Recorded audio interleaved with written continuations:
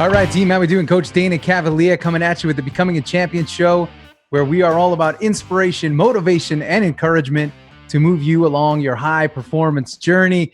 And today we're going to talk about getting mentally fat. A buddy of mine used this term on Twitter a couple of days ago in response to something I wrote, Laramie Gregory, and he said mentally fat. And I said, man, that's a great term. And I want to talk to you about being mentally fat, because I believe that being mentally fat is just as bad as being physically fat. And some people may say, Coach, being mentally fat, that means you have a lot in your head. And that means you may have a lot of knowledge. And no, that's not what I'm talking about. I'm talking about fat, like just garbage up in your head.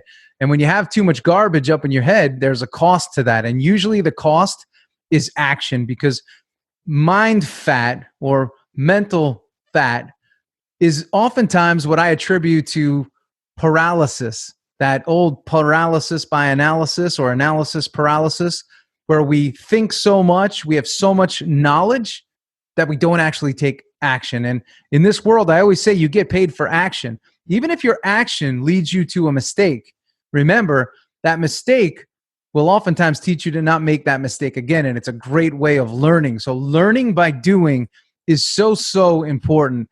And it's something that we need to embrace. But I can't tell you how many folks I coach and come across that are doing so much research. And it's great to do research, because I say that knowledge leads to conviction and knowledge leads to growth. But the big issue is when we become so obsessed with research and so obsessed with knowledge that it actually hampers our ability and our desire and our time available to actually apply the knowledge and go do the work. So I believe that it's important to go get subject matter knowledge. A few weeks ago, I talked about being a specialist versus a generalist. Generalist knowledge will not get you paid. Specialist knowledge will get you paid, meaning I know everything about this. I know everything that I can know about this. As it relates to coaching, I am in love with coaching. I try to learn as much as I can about coaching, how to get the most out of people, ways to deliver a message, all of that. And therefore, I have a very specific skill set as it relates to coaching, and I have a very specific knowledge set as it relates to coaching, most specifically what I call gap closure. Here's where I am, here's where I want to be, here's who I am, here's who I want to be, and habit change. Those are the things that I specialize in, along with obviously team building and team growth coming from professional sports. But today, we have to understand that there is a cost to consumption, meaning if we're always consuming information and consuming content, which is what social media is built on, which is what oftentimes digital marketing is built on, it's built on consumption, we have to be very careful, because we can actually become much more of a generalist than a specialist, because we know so much about everything that we actually know nothing. But the quest to acquire all this knowledge has a tremendous cost as it relates to us taking action. So we don't want to be mentally fat. It's not a good thing. It's not a great thing to know about everything in detail, or even aspire to know about everything in great detail. We have to know about our thing and what it is that we do and what it is we get paid to do with great detail, with great depth, and great knowledge set. So there's two parts to knowledge, I say too, right? There's knowledge as it relates to acquiring information about what it is that we do and what it is we want to be better at. But there's a second part. There's knowledge as it relates to skill and skill development. So it's important that we take an inventory on ourselves and maybe the business that we run or the teams that we run, and we say, hey, when I look at this, what skills are we lacking? What knowledge in those skills are we lacking? See, I look at skill. Skill is the doing. Skill is the front line, the doing. The knowledge is the knowing. So we have knowing and we have doing. So we have to gain knowledge also around the doing part. So when you study yourself and you say, hey, where do I need to be better? What skills do I need that I don't currently have? Or what skills do I have that I need to be better at? Those are important questions.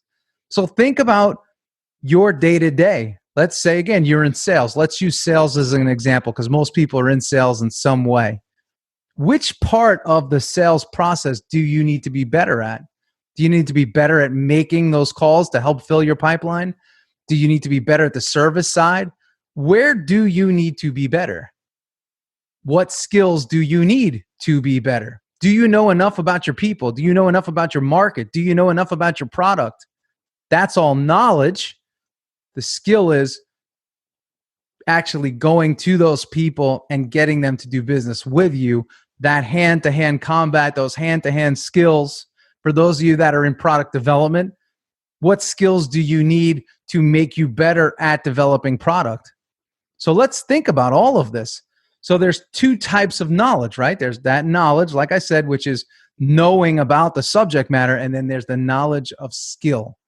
Where are you strong? Where are you weak right now? Ask yourself that question. And I do this podcast a little bit different.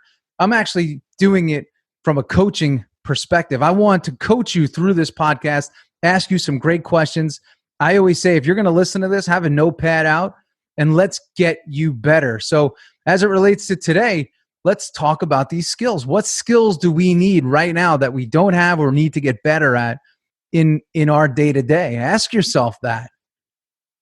What knowledge are you currently needing, either A, about your product, B, about what it is that you do, C, about your company? What is it? What is the knowledge that you're currently lacking? What knowledge is lacking from the people that you lead? What skills are lacking from the people in which you lead? And when we could bring that connection of knowledge and skill together and take action on the knowledge and the skill, meaning expanded knowledge set and expanded skill set plus action, will take us to where it is that we want to go. That's a fantastic thing right there.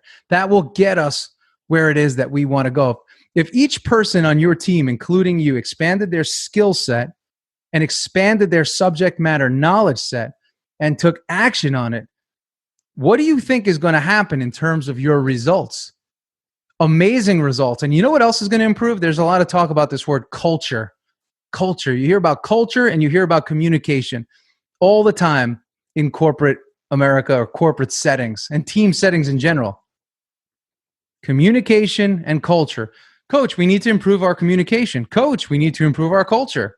Do you know what improves communication and culture? Winning. And when your people expand their knowledge set and their skill set and they apply it through action, you know what you start doing more of? You start winning more. And like I said, when you start winning more, you know what else happens? Your culture and your communication both improve. You see, I believe this. I believe that winning is an energy, and we win as a result of this energy. But the energy is generated with confidence. And when each person on our team has confidence in their skill and their knowledge set, and they take applied action, confidence rises, winning begins to happen frequently, with consistency, with predictability. And then we have victory after victory after victory, which leads to greater communication, or is really an illustration of great communication. And you have a great culture. See, the whole the importance I find, and the whole reason we chase great culture, is because we're actually chasing an energy, and that energy that leads to success. And when we have that energy, or that success energy flowing, and it's in abundance, we start to attract more great teammates to our team. Think about a business in your local town, right? Think about a business in your local town. And I'm going to give a shout out to my friend Anthony in the town of Tequesta and his business, Three Natives. It's a juice shop, great wraps, etc. Started with one, has been expanding, and it's happening because of an energy. It's a winning culture. It's a winning vibe. It's a winning team. People want to be a part of it. Franchisees or prospective franchisees are saying, hey, how do I get a part of this? How can I be a part of this brand? Staff, how can I be a part of this growth? How can I be a part of this engine? That's what winning does. Culture comes with it. Communication comes with it. And we start winning and winning and winning, and the energy starts flowing. A buddy of mine years ago, Kevin Plank, I mention him a lot, started Under Armour. with a vision, with a dream. He brought some of his closest teammates into the company early, and they ran it like a sports team. And they were focused on winning, playing together, getting better every game. Every day they went out was a game day, and they got better and better and better and better. And they grew at 20% for over 5 years, 20% a quarter, 20% a year. Amazing, amazing growth because of an energy that was produced as a result of good, solid daily action, focused skill work and skill development, focused knowledge set, knowledge of product, knowledge of brand, knowledge of consumer, knowledge of how brand and product can help consumer. And as a result, they continue to grow and grow and grow and grow. The same can happen for you. The same can happen for your team. The same can happen for your business. The same can happen in all parts of your life. So we have to be focused on skill development and knowledge development, and therefore we grow. Skill plus knowledge plus action equals growth. And that growth, again, will reflect in positive culture, and it'll also reflect in positive communication because it is an illustration and the end result of great communication. That's why we grow. So I wanted to put that out there today in today's episode. We must acquire skill. We must acquire knowledge. It must be specific. It must be combined with action. And when we do all those things, we win. So we can't get mentally fat and focus on being a generalist. We must be a specialist and own our knowledge and skill set. And man, I'm telling you, when you get this right, amazing things are going to happen. And the greatest thing about this too is you won't be as open to BS. You know what you do, how you do it. You know what your company does and how the company does it. You know how your team does it. And you don't have to be as open to everything. You need to be open, but only to things that can help you acquire knowledge and skill and facilitate greater action. That's it. So this is Coach Dana Cavalea. I hope you enjoyed this episode of the Becoming a Champion show. And if you did, give us a like on iTunes, give us a comment, 5 stars, 4 stars, whatever you want to give us in terms of stars, hopefully 4 or 5.